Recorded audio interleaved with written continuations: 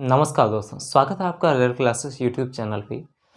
और जैसा कि आपको पता है, हम इस समय कुछ इंपॉर्टेंट मैथ्स के क्वेश्चंस को डिस्कस करते हैं जो कि पिछले वर्षों में पूछे गए किसी भी परीक्षाओं में, या फिर हम उत्तर प्रदेश पुलिस कांस्टेबल की बात करें, एसएससी जीडी की बात करें, या फिर तो किसी अन्य एग्जामों में पूछे गए सवाल हैं। तो चलिए, हम पिछले कई समय से इन प्रैक्टिस सेट्स को सॉल्व कर रहे हैं और आज हमारा ये 15th डे है एंड टुडे डेट इज, आज की डेट है 25 ऑफ दिसंबर 2023। तो जैसा कि आपको पता है, मैथ्स एक इम्पॉर्टेंट रोल प्ले करती है और उससे भी ज़रूरी इम्पॉर्टेंट हमारे लिए ये होता है कि हम उस अप्रोच को समझें कि किस तरह से क्वेश्चंस हमें सॉल्व करने होते हैं। तो चलिए, आज उसी अप्रोच पे हम वर्क करेंगे और उन सारे क्वेश्चंस को हम डिस्कस करेंगे जो कि पिछले एग्जामों में पूछे गए हैं, या फिर तो जो आने वाले हैं उनमें पूछे जाएंगे।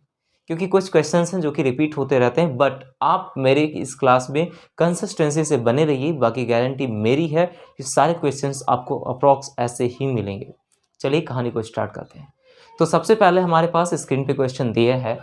क्वेश्चन में दिया है किसी आयत की लंबाई तथा चौड़ाई का अनुपात 5:6 है। आयत है कोई, है ना, कोई भी आयत है। अगर मैं आयत को मान लेता हूँ कि कोई आयत दे रखा है, तो वो आयत हमारे पास दे रखा है ये।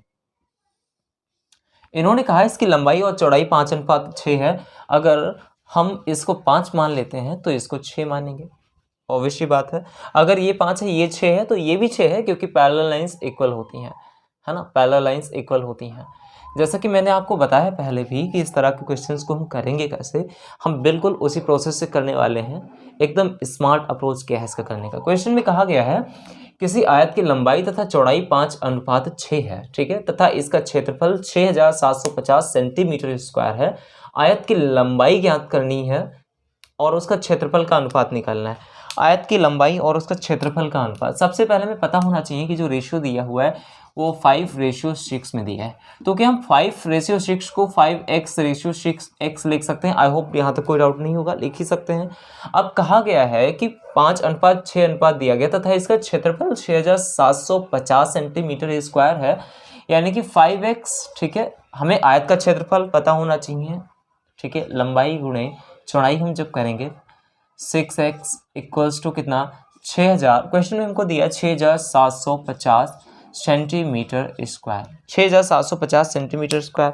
अब यहाँ पे अगर हम 5 और x, 6x को हम इधर भेज देते हैं तो इधर क्या बचेगा, x square is equal to कितना, 6750 बटे में कितना, ये 5 और 6 यानी कि 5x6 हो जाएगा। यहाँ पे 5x6 हो जाएगा।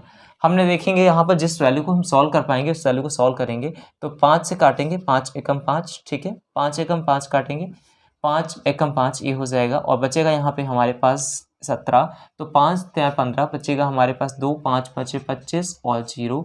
6 से हम काट करेंगे इसे, 6 एकम 6, 6 दूना 12। हमारे पास यहाँ पर कितना बचेगा, हमारे पास बचेगा 1 और 6 दूना 12, 12 बचेगा और 6 पंचे 30, यानी कि 225। तो x square is equal to 225। x square is equal to 225, यानी कि x, ये 225 किसका स्क्वायर होगा हमें पता है, तो x इक्वल्स टू √225। तो कितना आएगा, 15। आप 15 का स्क्वायर करके देख लो, 225 पाएंगे, ठीक है। अब क्वेश्चन में हमसे कहा गया है कि आयत की लंबाई, ठीक है, और उसके क्षेत्रफल का अनुपात। तो आयत की लंबाई हमने निकालनी है, ये L है, ये लंबाई है और ये इसकी ब्रेथ है, ठीक है। तो L को अगर हम लंबाई को निकालते हैं तो 5x L is equal to 5x, तो मतलब 5 × 15 is equal to 75।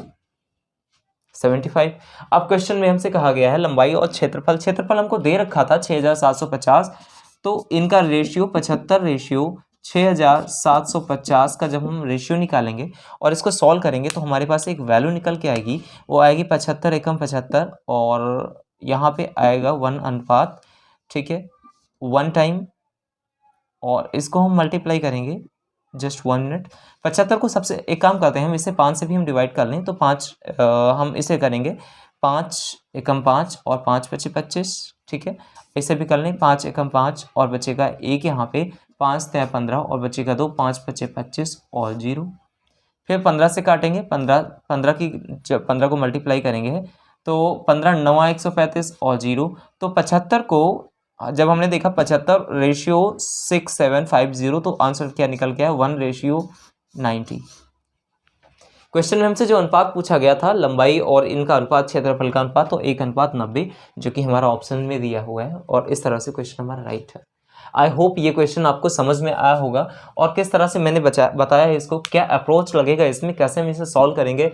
I hope ये सारी चीज़ें आपको समझ में आ रही होंगी। ठीक है, अब नेक्स्ट क्वेश्चन की तरफ हम मूव करते हैं। अब क्वेश्चन हमारे पास क्या दिया है, क्वेश्चन में दिया है 13 से विभाजित होने वाली सबसे छोटी 3 अंकीय संख्या को 16 से विभाजित किया जाता है। 13 से विभाजित होने वाली 3 अंकीय सबसे छोटी संख्या को 16 से विभाजित किया जाता है। ठीक है, तो शेषफल हमें बताना है। क्वेश्चन में कहा जा रहा है कि 13 से विभाजित होने वाली 3 अंकीय सबसे छोटी संख्या, अगर 3 अंकीय सबसे छोटी संख्या कही जाए तो हमारे पास वो क्या निकल के आएगी, 100। ये 3 अंक की सबसे छोटी संख्या, और 3 अंक की सबसे बड़ी संख्या पूछी जाए तो 999, सबसे छोटी संख्या पूछी जाए तो 100, यानी कि 100। ठीक है, हमारे पास इस तरह से निकल के आएगा, 3 अंकों की सबसे छोटी संख्या है 100। अब क्वेश्चन में कह रहा है कि 13 से विभाजित होने वाली सबसे छोटी संख्या 3 अंकीय संख्या को 16 से विभाजित किया जाता है। तो क्या करेंगे, हम इसे डिवाइड करेंगे। ठीक है, इसे हम क्या करेंगे, डिवाइड करेंगे। 3 अंकीय संख्या को हम इसे डिवाइड करेंगे। ठीक है, क्योंकि हमसे कहा गया है उसे डिवाइड किया जाता है तो हमें शेषफल निकालना है, तो शेषफल निकालने के लिए हम इसे डिवाइड करेंगे। तो 13 को जब हम डिवाइड करेंगे तो हम देखेंगे कि 13 की टेबल में 13 को अगर हम मल्टीप्लाई करते हैं, 13 छंग 78, 13 सती 91, तो हमारे पास यहाँ पर आएगा 9। शेषफल 9 आया। शेषफल कितना है, 9। अच्छा, 100 प्लस होगा 13 माइनस 9 इक्वल्स टू, ये होगी हमारी छोटी संख्या, तो 100 प्लस 13 माइनस 9, तो 13 माइनस 9 इज इक्वल टू 4, तो कितना आया, 104 आया। अब कहा जा रहा है हमसे कि उसका शेषफल हमें निकालना है, उसको 16 से विभाजित किया जाता है। अब 104 को आप 16 से विभाजित करोगे, 104 को आप 16 से विभाजित करोगे 6 टाइम में अगर हम करके देखें तो 16 छक्का 96। ठीक है, और यहाँ पे 14 माइनस 6 8 आएगा, तो 8 शेषफल आएगा। जैसा हमसे क्वेश्चन में पूछा जा रहा है कि शेषफल निकालना, तो शेषफल कितना आ गया, 8 इसका राइट आंसर है। 8 is the correct answer. I hope question समझ में आया होगा। ऐसे क्वेश्चंस हमें एग्जाम में देखने को मिलेंगे, जी हाँ, डेफिनेट हमें यही क्वेश्चंस ही देखने को एग्जाम में मिलेंगे और हर बार मिलते आए हैं। आई होप ये क्वेश्चन समझ में आया होगा। नेक्स्ट क्वेश्चन की तरफ मूव होते हैं। अब हमारे पास प्रश्न दिया है, प्रश्न में कहा गया है कि सार्थक 14 दिनों में रेत का एक गड्ढा भर सकता है, जबकि कोई विवान है उसी काम को भरने के लिए, यानी उसी गड्ढे को भरने के लिए 35 दिन लगाता है। अली 12 दिनों में भरे हुए गड्ढे को पूरी तरह से खाली कर सकता है। यदि खाली गड्ढे में तीनों एक साथ काम शुरू करते हैं तो रेत का गड्ढा फिर से कितने दिनों में भर जाएगा। यहाँ पर 2 लोग हैं, पहले हैं सार्थक है, ठीक है, दूसरे हैं विवान और तीसरे हैं अली। यहाँ पर काम क्या हो रहा है, यहाँ पर भरा जा रहा है, 2 लोग तो हैं भरने वाले। ठीक है, ये जो सार्थक हैं किसी काम को 14 दिनों में करते हैं, यानी 14 डेज में, और ये हैं इसकी काम करते हैं 35 डेज में, और अली इसे 12 दिनों में खाली करते हैं। ये भरते हैं तो प्लस करेंगे, ये भरते हैं तो प्लस, जो खाली कर रहा है उसके लिए माइनस यूज करेंगे, क्योंकि वो भरे हुए गड्ढे को खाली कर रहा है। ठीक है, क्वेश्चन में कहा गया है कि खाली कर रहे हैं।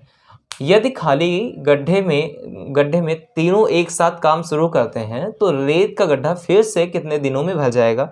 तो रेत का गड्ढा कितने दिनों में भर जाएगा, समझो इसे, ये प्लस है, ये भी प्लस है और ये है माइनस। अगर इन तीनों का हम एलसीएम लेते हैं, तो एक वैल्यू हमारे पास निकल के आएगी। क्या निकल के आएगी, वो निकल के आएगी 420। ठीक है, अब इसको हम मल्टीप्लाई कराएंगे 35 टाइम, इसको मल्टीप्लाई कराएंगे 12 टाइम, और 14 दूनी 28, 14 तिया 42, इसको मल्टीप्लाई कराएंगे 3 टाइम। आई होप ये स्टेप आपको समझ में आया होगा। हमने एलसीएम लिया और कुछ नहीं किया है। ठीक है, एलसीएम लेके हमने कुछ और नहीं किया है। तो हमने क्या देखा, 30 है, ये 30 काम कर रहा है, ठीक है, और ये 12 काम कर रहा है, और ये 35 उसको खाली कर रहा है, ये 35 उससे खाली कर रहा है, और टोटल है काम कितना, टोटल है काम 420। टोटल काम कितना है, 420।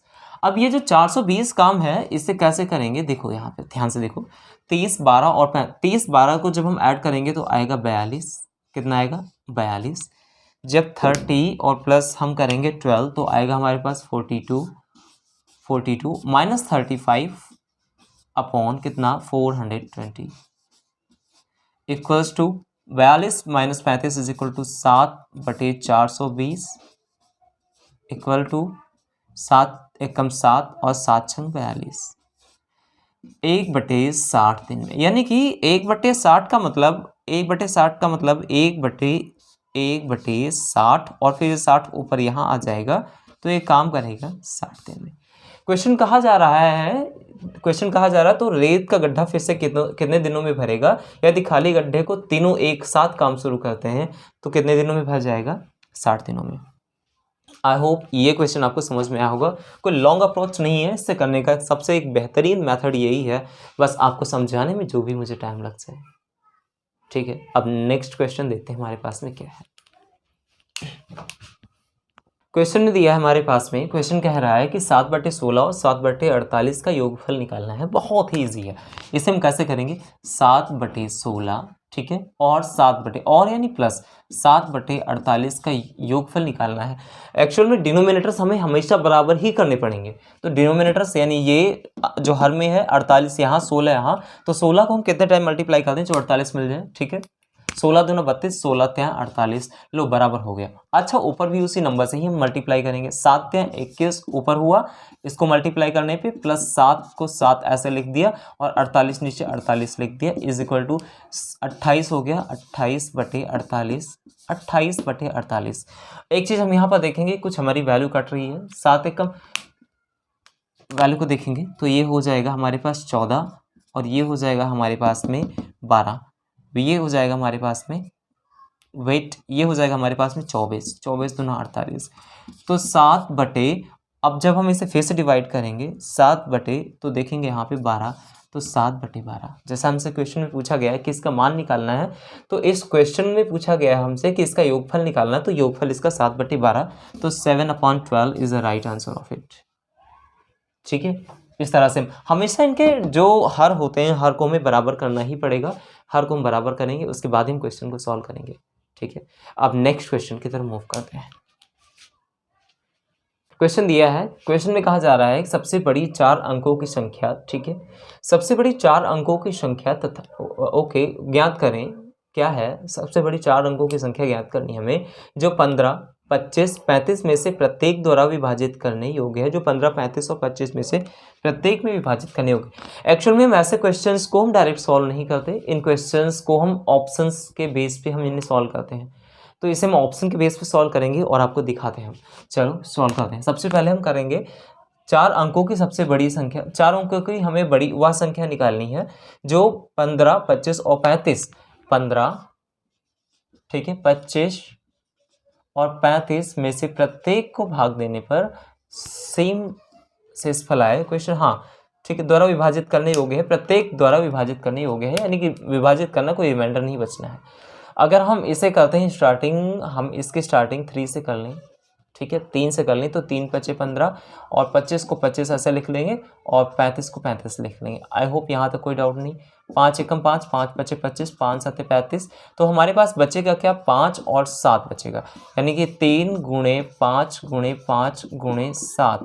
अब जब इसे हम सॉल्व करेंगे तो 5 × 15, 15 × 5 = 75 और 75 को हम 7 से मल्टीप्लाई करेंगे तो आएगा 7 × 5 = 35 का 5 हाथ से लगेगा 3, ठीक है 7 × 7 = 49, 50, 51 और 52, यानी 525। अच्छा आया कितना 525। अब 525 को हम क्या करेंगे, ऑप्शन से हम एलिमिनेट करेंगे। पहला दिया 9975, अगर हम 9975 को अगर हम देखते हैं इस नंबर को हम मल्टीप्लाई करवाते हैं तो 5 to 5 अगर हम डिवाइड करवाते हैं तो हम एक आंसर पाएंगे जो कि होगा 19, ठीक है। तो हमें पता चल गया 19 है वो, यानी कि 19 एग्जैक्टली से डिवाइड कर रहा है, तो 9975 means option A is the right answer. I hope ये क्वेश्चंस आपको समझ में आए होंगे, और जैसा कि मैंने आपसे पहले भी कहा है, अगर आप इस तरह से मेरे साथ हर एक सेशन को अटेंड करते हैं और वीडियो पूरा देखते हैं बिना स्किप किए हुए, तो आपको हर वो स्टेप समझ में आएंगे। और अगर आप में कोई डाउट रहता है तो प्लीज़ उस डाउट को ज़रूर पूछिएगा, इसके साथ साथ एक और रिक्वेस्ट आपसे करनी है, अगर आप इस चैनल पे पहली बार आए हैं और अभी तक आपने सब्सक्राइब नहीं किया है तो इसे जल्दी से सब्सक्राइब कर लें। बाकी मिलते हैं आपको ऐसे डेली डोज के साथ। तब तक के लिए जय हिंद एंड जय Bharat and thank you all of you.